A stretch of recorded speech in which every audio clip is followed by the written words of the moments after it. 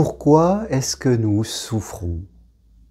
Voilà une question très importante, nos amis, qu'il nous faut regarder en face, parce que, fin de compte, si nous sommes dans cette vie, c'est pour ne pas souffrir, c'est pour profiter pleinement de l'existence, entouré des gens que nous aimons, entouré de la nature magnifique qui est autour de nous.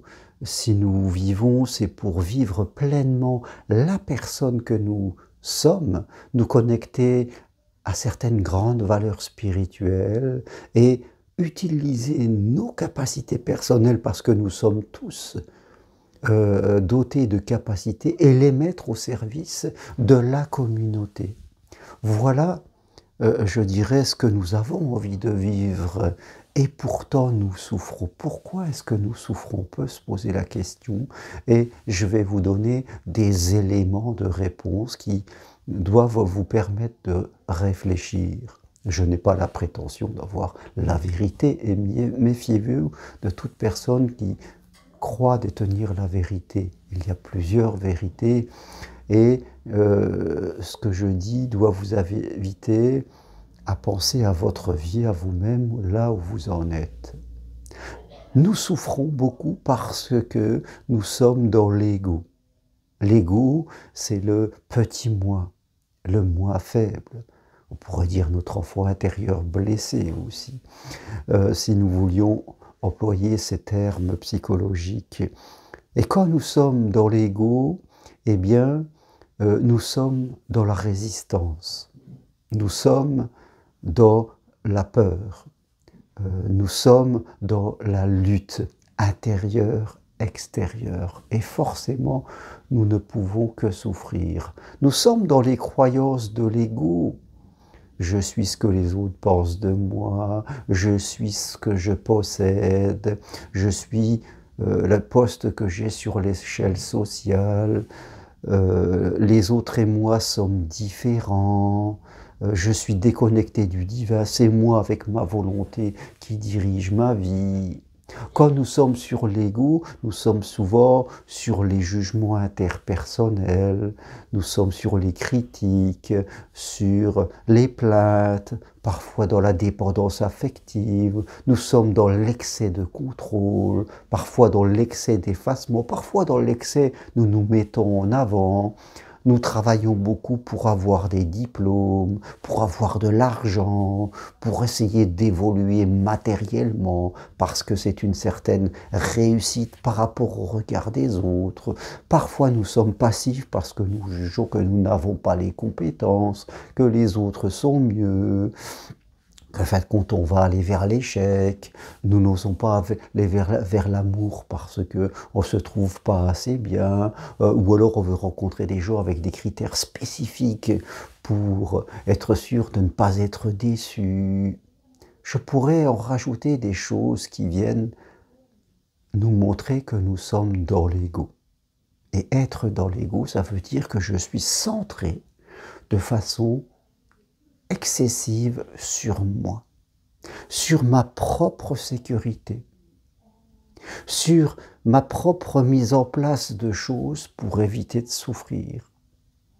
Aujourd'hui, le développement personnel, parfois, est très égocentré. C'est mon propre développement, c'est mon bien-être, c'est ma réussite. Il y a beaucoup de mon, de ma, de mes. C'est très tourné vers moi. Et l'ego voit l'autre comme une empêcheur de tourner au rôle, l'autre comme une résistance, comme un danger. Donc je deviens méfiant, peut-être pas de tout le monde, mais de pas mal de gens. À l'intérieur de moi, c'est comme si, voilà, j'avais la croyance qu'à n'importe quel moment, quelqu'un peut venir me créer un problème, une situation, me manipuler, m'emmener là où je veux pas. Quand on est dans l'ego, souvent on se déresponsabilise. En plus, on ne veut pas progresser. Comme c'est la faute des autres, de la société, du gouvernement, de la consommation, eh bien, je n'ai pas à progresser puisque ce n'est pas de ma faute. Donc, je me déresponsabilise. On peut dire aussi que c'est la faute de mon passé, c'est la faute de mes parents, c'est la faute de mon histoire. Donc, je me déresponsabilise. Je reste en position de victime. Victime qui critique, victime qui se plaint, peu importe, je suis dans l'ego, c'est pas moi, c'est les autres.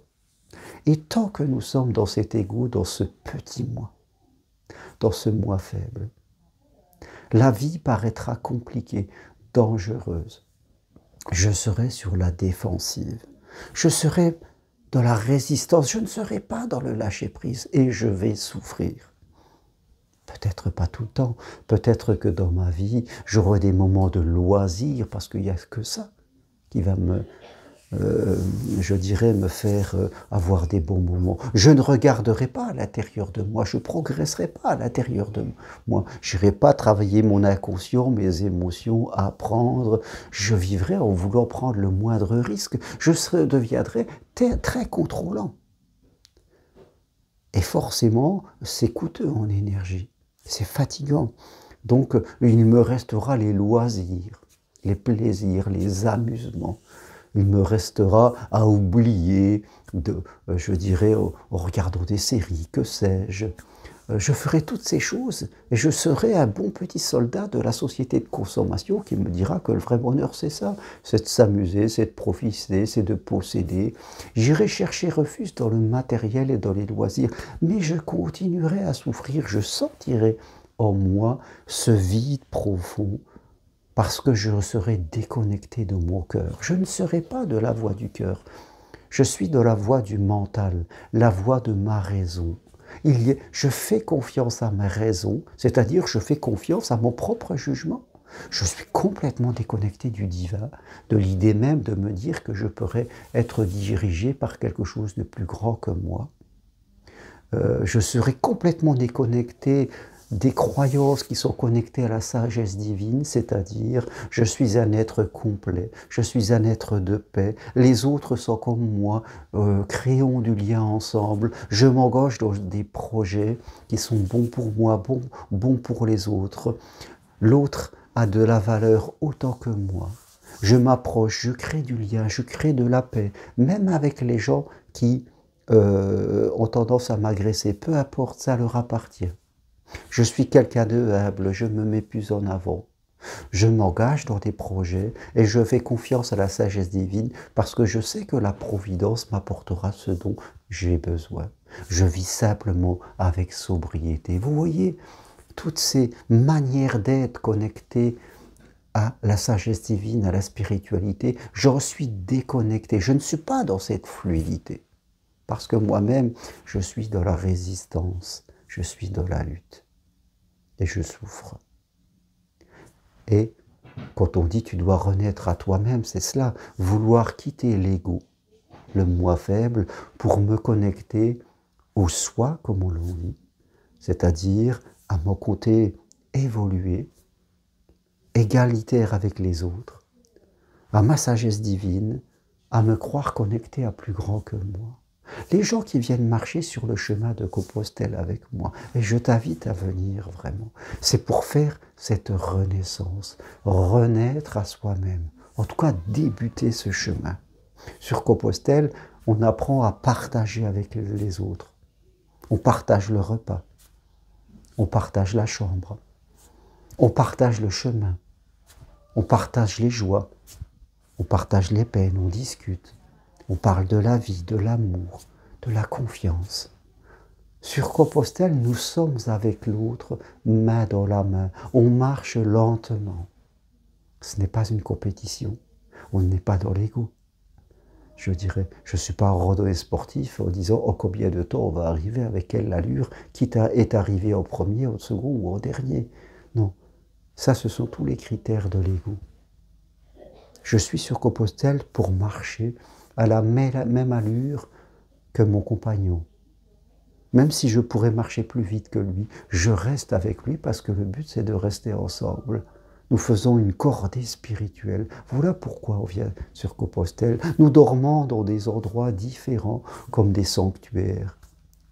Nous allons partager le repas avec des sœurs, avec des prêtres. On ne fait pas de religion, mais on partage. On accueille nos différences parce que ce sont nos différences qui vont nous enrichir. C'est quelque chose de magique. C'est à l'envers de notre société basée sur la consommation. basé sur la possession, donc basé sur la comparaison, donc, mes amis, basé sur l'ego. Et c'est ça qui nous fait souffrir. Alors aujourd'hui, oui, mes amis, si vous ne voulez plus souffrir, en tout cas si vous voulez construire ce royaume, cette paix en vous, qui vous permet dans la vie et de rester ancré droit sur vos jambes, malgré parfois la météo qui n'est pas favorable pour vous, eh bien c'est cela. À l'intérieur de vous, vous construisez votre météo et vous verrez que les choses vont changer. Voilà ce que je voulais partager avec vous aujourd'hui. Pourquoi nous souffrons et comment ne plus souffrir.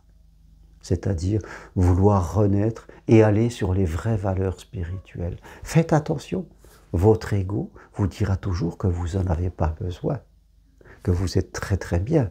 Votre ego vous dira surtout n'abaisse pas tes sécurités. Si tu abaisses tes sécurités, tout ce que tu contrôles, tout ce que tu fais, tu seras manipulé, tu seras emporté par les autres. On va te marcher dessus. Et c'est faux. Et c'est complètement faux. L'ego vous maintiendra toujours dans le combat, dans la lutte. Il dira toujours méfie-toi des autres.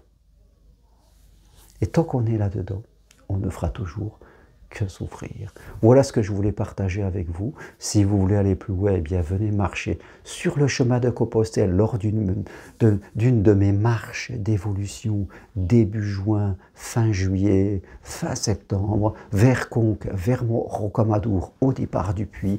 Venez vivre cette aventure profonde pour enfin renaître et enfin commencer à construire cette paix, cette confiance, cette foi que vous voulez au fond de vous-même, que vous désirez.